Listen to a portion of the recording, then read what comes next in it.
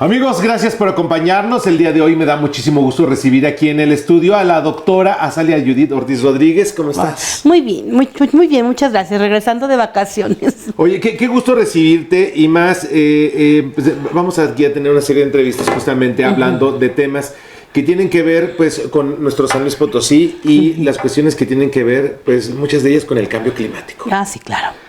Tú tienes un área de expertise que habla de la erosión del suelo. Y si vemos los mapas de hace varios años del San Luis Potosí, de hace 15, 20 años, 30 años, 50 años incluso, que a lo mejor que es cuando se empezaron a hacer algunas tomas aéreas, vemos la composición del estado con un color verde casi en la mayor parte de la zona centro hacia la zona media y, sí, claro. Y digamos la otra zona estaba un poquito, pues bueno, cafezosa por el tipo de ecosistema que tiene. ¿Cómo ha evolucionado? Bueno, vamos a empezar mejor primero. ¿Por qué es la erosión del suelo? Bueno, mira, la erosión del suelo es la pérdida de la capa superficial del suelo, vamos. Tiene diferentes perfiles, una profundidad de suelo, pero la erosión básicamente se dedica a estudiar o refiere la pérdida de la capa superficial del suelo, que es donde se encuentran gran cantidad de nutrientes esenciales para la producción de pastura para el ganado y producción de alimentos. Claro. Tú eres experta, precisamente, tú eres geógrafa, Así experta es. Justamente en este tipo de temas y sabes perfectamente de lo que te hablo en la composición de cómo está el estado. ¿Hemos perdido suelo en San Luis Potosí? Sí, de hecho hay áreas que tienen procesos de erosión muy fuertes, que se han intentado pues enfrentarlas con estrategias locales. Por ejemplo, la zona de Cerro de San Pedro, Monte Caldera, hay unas cicatrices que son visibles, de hecho, no desde el espacio, ¿verdad?, pero a una altura considerable se logra ver todas las áreas de pérdida de suelo, se denominan cárcavas. Entonces tú, por ejemplo, cuando ves una imagen de Google Earth y vas y ves Monte Caldera, te vas a dar cuenta de las se les llama cárcavas o escisiones muy profundas en el suelo, que son evidencia clara de que esa parte ya se perdió. En este caso es importante mencionarlo porque el suelo es un recurso natural no renovable en el periodo de vida del ser humano. Okay. Dicen en promedio, obviamente la producción de suelo va a depender de la roca, que es el que aporta los minerales, el tipo de clima, la vegetación, etcétera, pero en promedio hay un documento por ahí de la OMS que habla de que un centímetro de suelo cultivable se tarda aproximadamente 400 años en formarse. Que justamente cuando hablamos de erosión de suelo es principalmente este suelo que puede ser rico para que crezca vegetación, ¿no? Pues la vegetación puede ser esta natural. Por ejemplo, en los desiertos a lo mejor dices, bueno, pues es que está seco. Pues sí, pero hay plantas que están adaptadas a esa aridez y nos dan tunas, nos dan garambullos y producen alimentos. Al final de cuentas pueden producir alimentos, cabuches, los nopales mismos, ¿no? Cuando hablamos de erosión, ¿es desgastar el suelo? Es que se pierde. Haz de cuenta que llueve o con el viento también levanta esa capa superficial y se la lleva. ¿Cuáles son las principales causas de la erosión del suelo? Bueno, en San Luis Potosí, específicamente en la zona media, pero donde estamos nosotros en la zona árida, altiplano y zona centro, que al final de cuentas es parte de la misma zona, son las lluvias que llegan a ser muy intensas en muy poco tiempo. Entonces eso es una de las causas, ¿verdad? Que no permite una absorción correcta. Permite que se absorba de manera correcta el agua y empieza la escorrente superficial y se lleva el suelo. Eso aunado al desmonte o tala que se quita la cobertura vegetal, sea un bosque, sea un matorral, lo que sea que protege el suelo de que las gotitas de agua no lo golpeen de manera directa y lo fragmenten y lo desbaraten y se lo lleven. ¿Esto es consecuencia del cambio climático?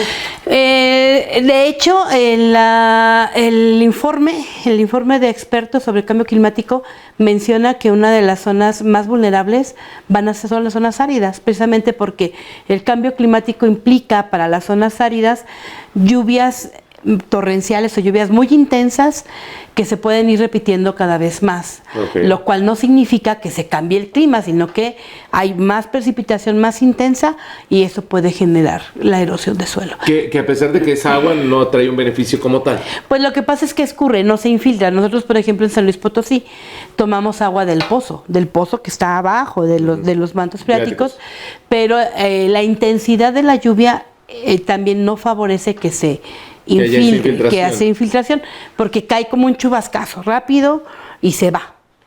¿Ha aumentado la velocidad en la que se erosiona el suelo en San Luis Potosí? Pues mira, de hecho se han hecho estudios, sobre todo en donde estoy haciendo yo el mío, que es en Cerro de San Pedro, Monte Caldera, que sí hablan de un aceleramiento en cuanto a la profundización y generación de las cárcavas, aunque para ser totalmente honestos no hay todavía un estudio que diga específicamente cuántos centímetros avanza. ¿Hay lugares que sí lo están haciendo? En México desconozco, pero lo que pasa es que necesitaríamos a lo mejor imágenes aéreas muy bien tomadas, muy bien referenciadas espacialmente para identificar dónde empezaba la cárcava en tal año y a dónde ha llegado.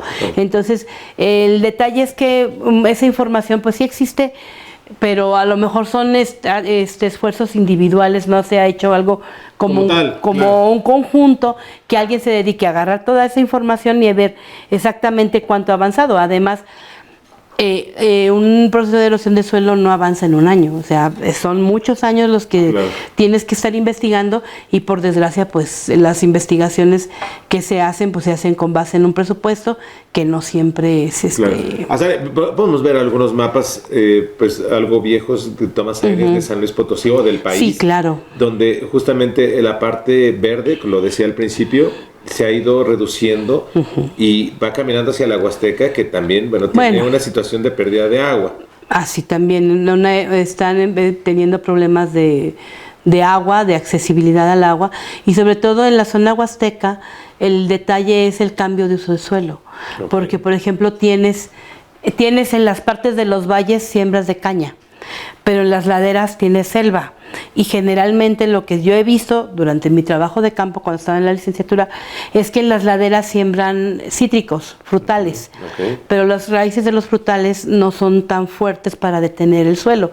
Entonces ya a veces llegan a tener problemas de desprendimiento o que pues le llaman deslave, en realidad se denominan remoción de suelo en masa, que se afecta principalmente por ese cambio de uso de suelo. ¿Tenemos un problema por el tema de erosión de suelo? De hecho, es un problema mundial. En la ONU existen oficinas especializadas en ese tipo de tema, pero es a nivel mundial, no es a nivel local nada más. Desgraciadamente, como no lo vemos, como nosotros personas que somos de ciudad, no vemos el fenómeno, no nos afecta a nuestra casa, a nosotros, nuestras actividades, no lo consideramos. ¿Pero qué consecuencias pudiera tener? Pues nada más. Porque a mí me gusta luego preguntar, al ciudadano de a pie, ¿en qué le va a afectar el día de mañana? Pues el día de mañana resulta que no vas a tener en dónde producir alimentos, así de simple. Así de simple, o sea, si pierdes...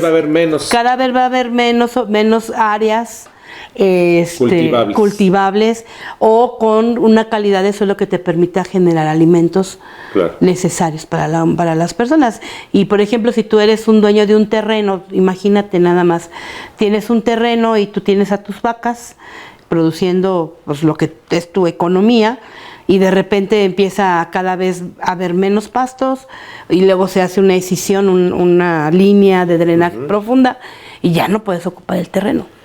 Hablando de esto de terrenos que hablan de ganado, tengo entendido que también el tema del exceso de ganado también está causando una erosión de suelo importante. Sí, lo que pasa es que las animales pisotean el suelo y hacen que se compacte. Al momento de compactarse, esa compactación impide la infiltración del suelo y por lo tanto fomenta que se curra y que se lleve todo. Que los ranchos ganaderos cada vez son más grandes, con más reses. Ahorita, por ejemplo, hay personas, desconozco quiénes son, pero sí lo vi cuando estaba haciendo trabajo de campo en Monte Caldera, que rotan a sus ganados. Haz de cuenta que tienen un potrero muy grande y ponen un día en un lado, luego otra vez en otro, y así lo van rotando, esperando a que se regenere. O sea, tratan de evitarlo. El detalle es saber cuál es la carga que puede soportar su parcela. Parcela. Y no pasarse de ahí. ¿Ya hay estudios de eso? Sí, claro, de capacidad de carga. Me acuerdo mucho no sé si todavía es el propietario de ese rancho en Castaños, cerca de Real de 14. El señor tenía sus parcelas muy bien cuidadas y él se acercó a la universidad para que le dijeran cuántas vacas podía tener. La academia está aportando en este tema, Salea, digo, porque ahorita justo lo que platicábamos antes de entrar al aire, el conocimiento luego a veces pues cuesta compartirlo. Pues mira, la academia siempre ha trabajado en ese sentido, nada más que se requiere voluntad política para aplicar o para escuchar los estudios y los análisis que luego se hay quien no quiere escuchar las realidades, ¿no? Pues es que es más bonito decir que hay otra información disponible cuando no es cierto. Claro. Entonces, yo lo que me he fijado en mi experiencia ahora en la academia, sobre todo aquí en San Luis Potosí, es que hay productores, por ejemplo, esa persona que te digo de Castaños, que se acercó con los investigadores para saber cómo podía hacer un manejo adecuado de su pastizal. ¿Hay políticas en nuestro país, digamos, encaminadas a tratar de evitar este tipo de... que avance tan rápido como está? Pues mira, sí hay políticas, o sea, estamos llenos de buenas intenciones, porque de hecho hay planes de gobierno, hay planes de desarrollo, incluso el mismo INEGI dentro de sus puntos importantes a tratar es que hay una problemática importante de pérdida de suelo. INEGI lo ha identificado, lo tiene cartografiado. Claro. El detalle es que quienes toman las decisiones y deciden qué se tiene o qué se debe hacer, pues lo tomen y lo hagan. Yo también entiendo que, por ejemplo, en este caso, las personas que toman, los políticos, porque al final de cuentas son quienes deciden, exacto, están abrumados por la cantidad de problemáticas que tenemos en el país. Todo es un problema. Claro. Pero este tipo de situaciones... Claro, es decidir entre la seguridad y la erosión del suelo. Digo, no van que es más no más importante, sino más apremiante. Claro. Entonces, pues es cuestión nada más de que los estudios existen, hay N cantidad de tesis publicadas. Pero hay que tomar en cuenta que el hambre a futuro, digo, va a ser un problema que habrá pues que yo lo siento por los que tienen hijos. Claro. Azalia, hablando sobre el mismo tema y tocando como referente lo que nos acabas de comentar, la situación del agua. Tú justamente nos hablabas de que estas lluvias torrenciales no ayudan, erosionan el suelo, y obviamente esta agua tampoco nos sirve con una infiltración que serviría, digamos, para purificarla a cierto punto, porque también algunos de los minerales que caen se pues quedan. Pues deja tú de eso, lo que pasa es que, por ejemplo, cuando llegan a los embalses, digamos la presa de San José, pues llegan totalmente llenas de sedimentos. Claro. Y de aquí, de lo que implica eliminarlos, purificarlos, pues te cuesta más dinero, claro, cuesta más trabajo. Entonces, pues es que la erosión del suelo en realidad tiene impactos multifactoriales, son de múltiples elementos en el alimento, en la disponibilidad de agua, en la capacidad de producción de alimentos, de producción de pastura para el ganado. Si nos ponemos a pensar qué comemos todos los días, nos vamos a dar cuenta que todo está producido en una parcela, en un suelo, que luego se procesa, se empaqueta y no lo venden aquí en la ciudad. Pero si nos vamos a ver, por ejemplo, las fresas, todo lo que sea que te compres, está producido en la agricultura, en el sector primario. Claro. Y es básico. Desde las harinas, digo. Desde las harinas, tú dijeras, bueno, pues todo lo que comemos viene del campo, claro, del campo, y viene nutrido por un suelo. El tema del agua también es importante. La erosión del suelo también puede cambiar, digamos, pues hacia dónde va un río, hacia dónde va, hacia pues dónde se canaliza el agua, ¿no? Más que otra cosa, bueno, sí puede ser que se puedan trastocar los arroyos por una acumulación de sedimentos en un cierto lugar, pero creo que el impacto más importante de la erosión en la disponibilidad de agua es la contaminación, no la contaminación, sino la cantidad de tierra y sedimentos disueltos en el agua. Y eso también arrastra, imagínate que haya un basurero clandestino, arrastra eso, arrastra basura, todo eso a la larga para darle disponibilidad al ser humano de agua potable, pues cuesta. Exacto, claro. También es un problema. Azalia, pues yo te agradezco mucho que nos hayas acompañado. Espero que pronto vuelva a estar con nosotros porque yo creo que hay muchos temas que podemos tocar justamente hablando de estas cuestiones.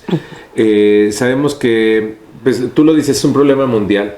Y sin embargo, pues hay que empezar por un lado, ¿no? Y nosotros podemos empezar. ¿Hay alguna forma que nosotros podamos empezar, digamos? Yo lo que les sugiero, es todos los cambios importantes se empiezan a una escala local.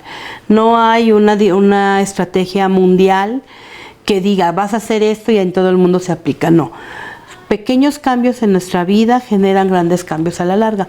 Yo lo que les puedo recomendar es mantengan vegetación, respeten la vegetación, manténganla.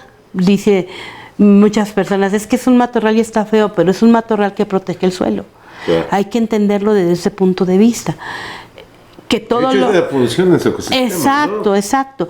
Hay una cosa bien bonita que aprendí cuando estaba haciendo mi postdoctorado en zonas desérticas, porque ahorita estoy en geología, es que entendí que el ecosistema del desierto en el cual nosotros estamos se distribuye en parches de vegetación.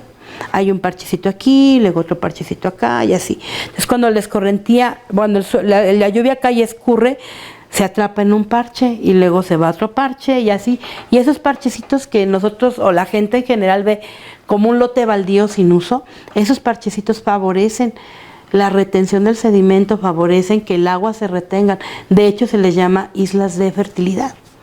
En un término científico, los parchecitos que nosotros vemos en un matorral desértico, que muchas personas dicen, no tiene importancia, claro que sí, porque ahí es donde crece la vegetación, ahí donde se guarda el suelo, donde se infiltra el agua, etcétera. Entonces, yo lo que les recomiendo es que hay que procurar cambiar nuestra mentalidad de cómo vemos nuestro entorno.